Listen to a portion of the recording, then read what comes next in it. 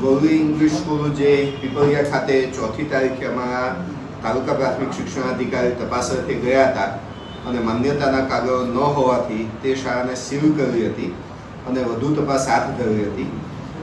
12મી તારીખે અમે પોલીસ સ્ટેશને અરજી આપી હતી અને એના આધારે ગઈકાલે પોલીસ સ્ટેશનમાં FIR નોંધવામાં આવેલી છે.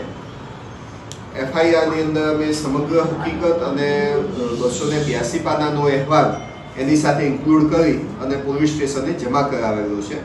પોલીસે એ અહેવાલના આધારે જરૂરી કલમો લગાવી અને ફરિયાદ નોંધવામાં આવી છે. હવે આગળની જે કાર્યવાહી છે એ પોલીસ તંત્ર તરફથી કરવામાં આવશે. જી, અમે પોલીસ ફરિયાદની અંદર તમામ શાળાઓના નામનો ઉલ્લેખ કરી દીધો છે અને એના માટેના જરૂરી આધાર પુરાવા પણ પોલીસ તંત્રને આપેલા છે. પૂર્વના નામ મારે જોવા પડશે, પણ એ પોલીસ ફરિયાદમાં અમે લેખિતમાં જ આપેલા છે તમામ નામો. એવો કોઈ પ્રયાસ એમના તરફથી નથી કર્યો.